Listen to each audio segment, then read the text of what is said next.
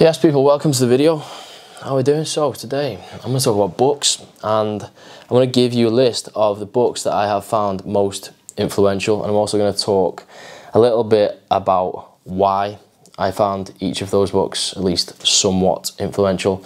Now, I have made a video about books on this channel previously, but I think that was maybe 5 or so years ago, and I'm not going to go back and watch that before making this. So I assume that I'm going to mention some, if not all, of the same books, but you can just consider this as an updated version. Now, I also want to keep this video pretty chilled, relaxed, laid back, and conversation style, because I think trying to condense it down into the minimum possible time frame will detract from the actual content. And so if I need to go on a little tangent about something, then I'm going to allow myself to do that, because, you know, if you haven't got the attention span to get through the video, then you probably don't have the attention span to get through a book anyway, do you? So now, that being said, I'm not going to blackmail you into watching the whole video. If you don't want to watch it, that's fine. Here is a list of all the books I want to talk about.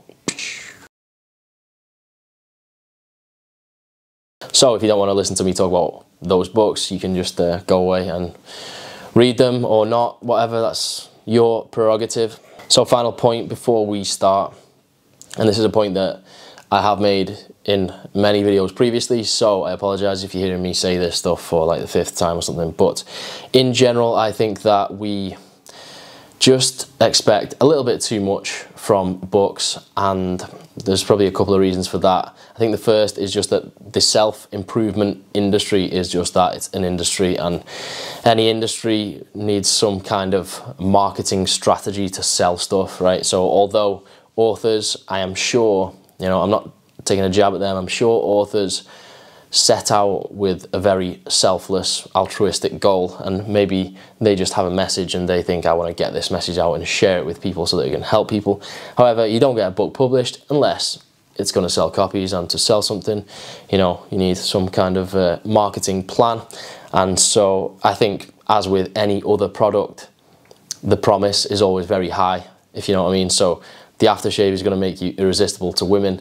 The smartwatch is going to make your life so much more efficient and productive and convenient, you know, and the book is just going to turn your life around. Now, it's all really just feeding into the whole quick fix culture, you know, the magic pill, silver bullet culture. I also think there's probably a bit of availability bias, if that's the right term, because, you know, people like to shout about things that have made a difference for them, just like this video, I suppose.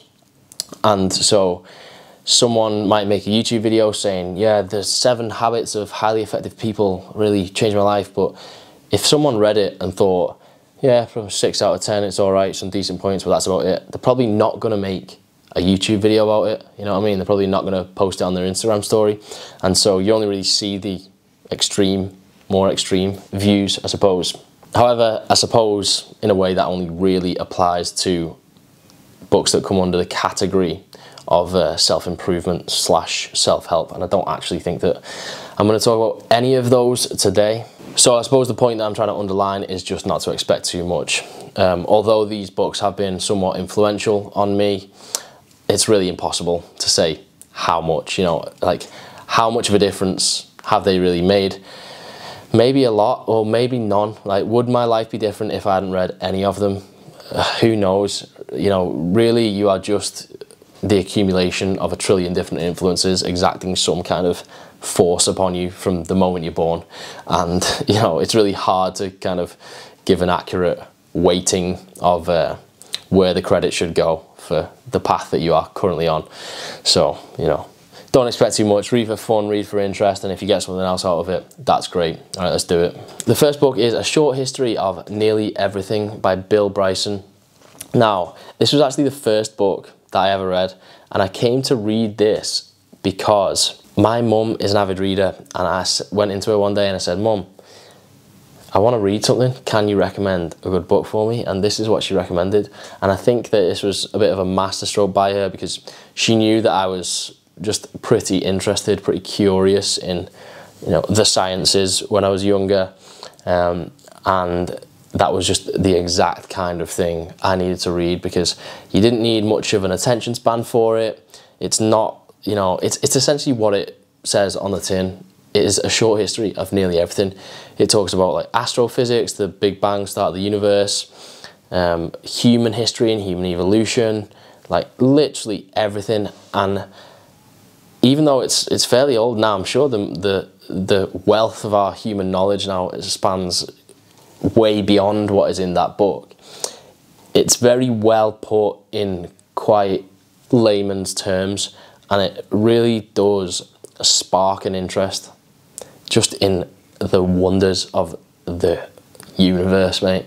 Like Earth, life, space, everything, man. And when you're a kid, you just want to stay curious as long as you possibly can, right? It really is the key. There is not much better than a hint of curiosity. And that really helped me to do that. And I sometimes go back and reread it now and again. It did spark an interest in everything, in discovery. And so that's number one. Number two, The Picture of Dorian Gray by Oscar Wilde. So I don't know how I ended up reading this. I think I saw the works of Oscar Wilde in the bookshelf at my parents' house, and I probably just picked it up because I thought, like, I was trying to be, you know, an intellectual, and I was like, oh yeah, read classics and stuff like that, and, you know, thinking that I was probably being pretentious, right? And I think The Picture of Dorian Gray is Oscar Wilde's only, maybe it's his only novel, or his only story of any great length. The rest are all either short stories or plays or poetry. Anyway, the story itself ain't up to much, really. It's nothing particularly captivating. You're not really going to be like, oh, you know, you're not going to be blown away by it. However, there's a character in it called Lord Henry Wotton, and if you just Google Lord Henry Wotton quotes, you will find some pretty sick shit, man. This guy is just quite an interesting character because he has some quite contrarian views and is just amazing with the English language, and that really made me quite enthusiastic about at least expanding my vocabulary somewhat, you know, or at least not necessarily, you know, taking it upon myself to go out and purposely, you know, learn a word a day or anything, but it just gave me an appreciation for the English language and language, I suppose, in general, because, you know, a lot of our human struggle, right, this is semi-deep, but is trying to be understood, right, and also a lot of our problems come from breakdowns in communication, and words are your tools to communicate accurately, you know. It is the only way that you can get close to understanding between two or more parties, right? Because in truth, you know, is your red my red? You know, is this feeling that I'm describing the same as the feeling that you have in your head? No one knows, right? And that's the kind of paradox of it. We can never get in each other's heads, and you can only ever experience life from your own perspective, right? But constantly you want to feel like other people are experiencing the same as you. You want to feel like you have shared experience, and that's what I personally think is just a true, you know, it's one of the best parts of life, right? Shared experience. Think about something sick happens to you. What do you do first? You tell someone about it. And when you're telling them the story, you just want them to understand exactly what it was like. You want them to have been there with you, you know, and nothing will equip you better than language. You know, that is the only bridge between my brain and your brain. It's all there is, man. Until one day technology is sick enough to just like, I'll just send you an emotion through the screen, man. Anyway, that's number two. Number three, Wolf of the Plains by Con Golden. I think I said that right. And this was the first book in a trilogy or even a quadrilogy. And it's essentially about the life of Genghis Khan. So I picked this up completely randomly. I was actually on holiday when I was with an old, not an old girlfriend, like a girlfriend from ages ago. Anyway, it must have been like 19, I think. Sometimes they have those bookshelves in hotels and stuff where you can leave a book and take one, and I was just a rascal, mate. I just took one because I wasn't reading anything at the time. I was probably in a not reading phase, right? And I picked up this book and I read it, and I was pretty like, the story itself, I think it's pretty good. It's nothing particularly like sophisticated or anything. It's battles and stuff, man. It's people killing each other and shooting each other with arrows and torture and conquering, man. So the whole series, I think, is called the Conqueror series. I think it's called the Conqueror series, and essentially it's just the life and times of Genghis Khan.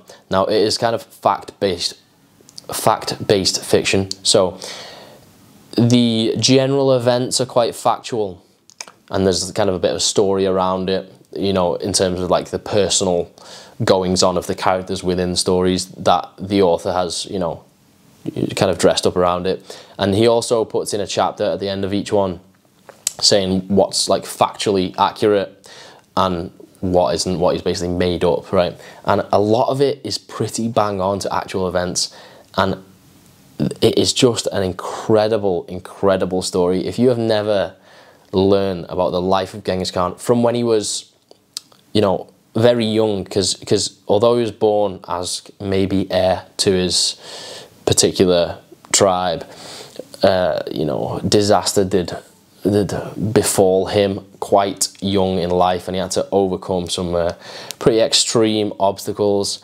And it's quite an, although he's like a ruthless, murderous killer, you know, it's inspiring, man. It's so inspiring because of the hardship that is described.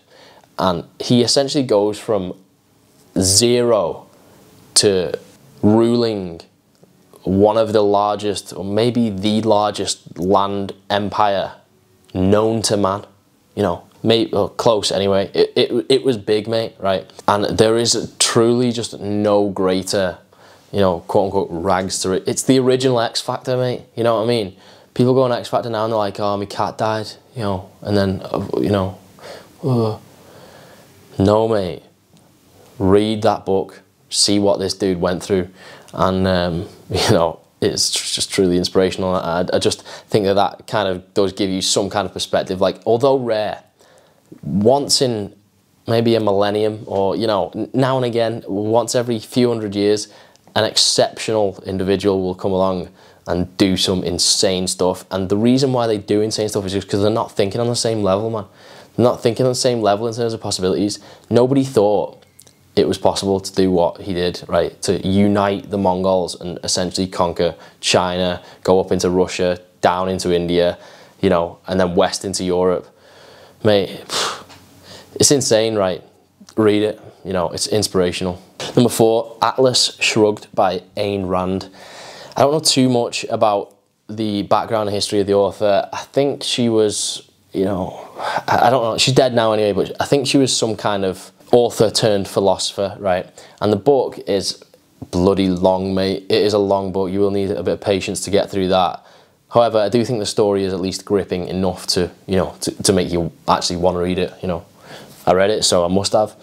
And again, it's kind of a story with just undertones of philosophy. It's very much about individuality and, you know, individual liberty. I think she must have been quite a libertarian. And there's a lot of examples of people of it's kind of the original Computer Says No.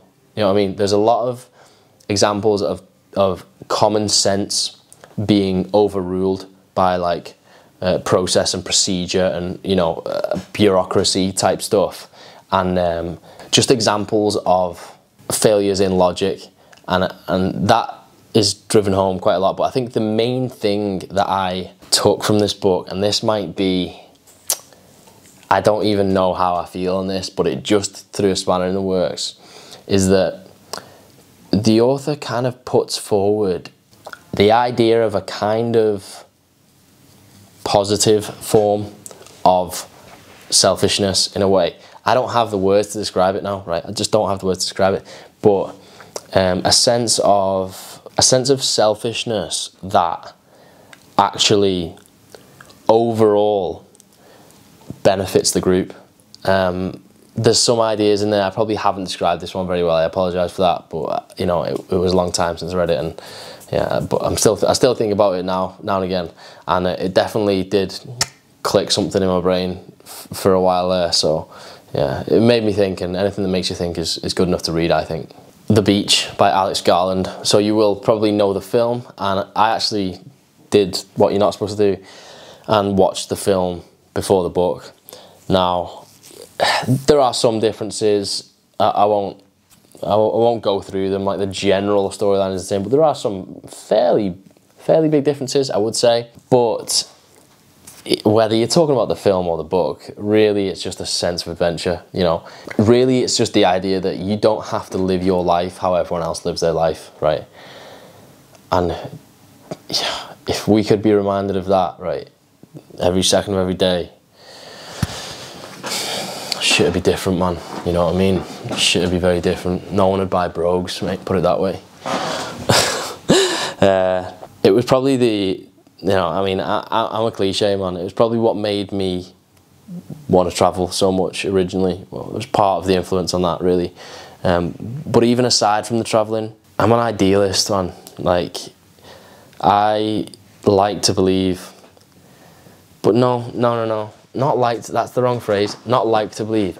I believe, like, I believe that we can all hit our individual utopia, our personal utopia, like, and I think that you have to think outside the box, man, in terms of like how you want to live your life, and you know,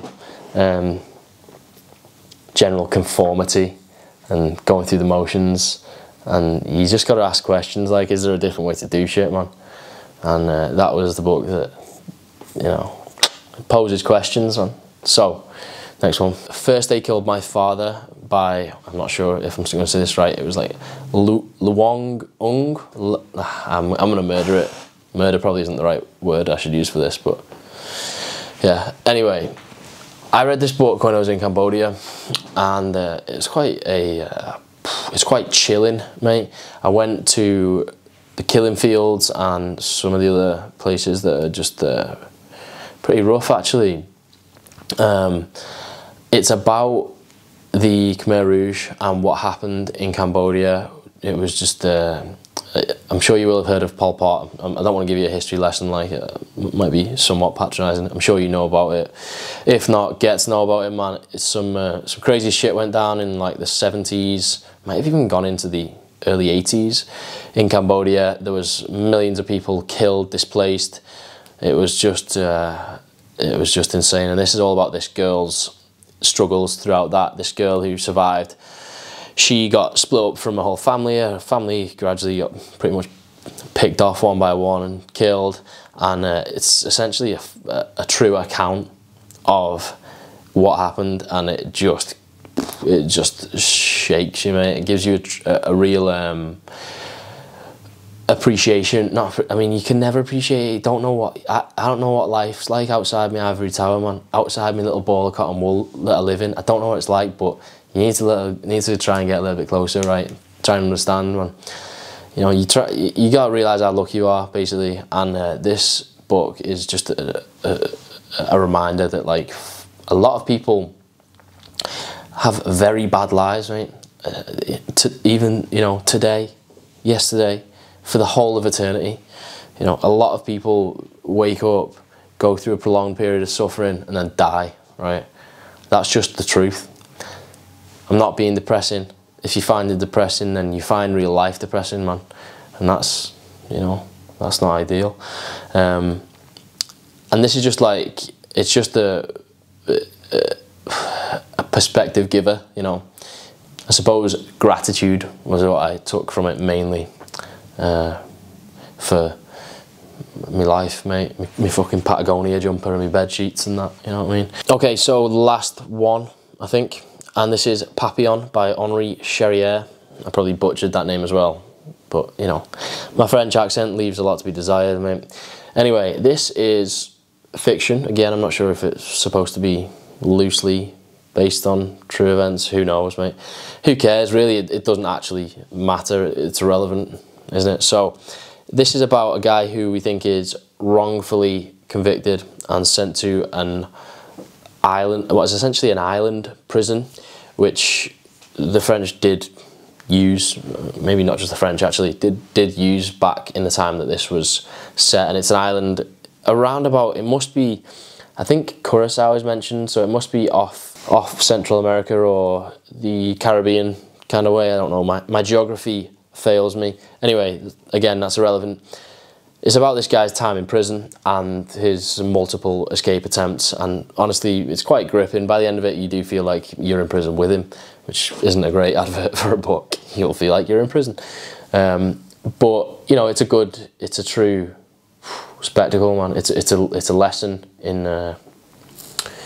maybe if I was going to be cheesy, I would say it's a story about not giving up, you know, a story about perseverance and resilience and grit, because although it's probably fictional, right, undoubtedly people did live in those conditions at some point, and yet they carried on. And so, you know, therefore I can carry on if, you know, there's no eggs left in the fridge. Alright, I'm going to leave it there. So there's probably a few that I've left off the list, but, you know, 7's a nice round number in it, or at least it's the optimal list length number. You just put the number 7 in your YouTube title, mate. That's step 1. So one last point before we go that I wanted to make. Now, looking at that list, there aren't any there that I would class as like self-improvement genre. Now, it's probably getting old. I probably sound like I've got an axe to grind. I haven't. I don't have an agenda. I don't care what anyone else reads. You know, if you read self-improvement books, I'm happy for you. I am open to reading more myself in future, you know, and I have read plenty in the past. You know, I've done the classics, man. I've read The Alchemist and The Way of the Superior Warrior, and, you know, Think and Grow Rich, and, you know, whether it's Zen stuff or, you know, more go get 'em self-improvement stuff, I've read quite a few, man, and it's just an observation of mine that none of them have really hit me, man. Like, I just don't think I get that much out of that type of book. And obviously, we are all individuals, and we are open to different things, and maybe more respondent to, you know, messages in different formats, man, you know, or whatever it is. And so, just because, like, I haven't found that kind of book particularly useful doesn't mean other people aren't. I'm certainly not saying that, but it's just an observation. I'm here making a YouTube video, so I'll give you my opinions, man. Anyway, that's it. If you have your own book suggestions, leave them in the comments, and, you know, if any take my fancy, I'll read them. See you later. Jordan Lenny is my hero.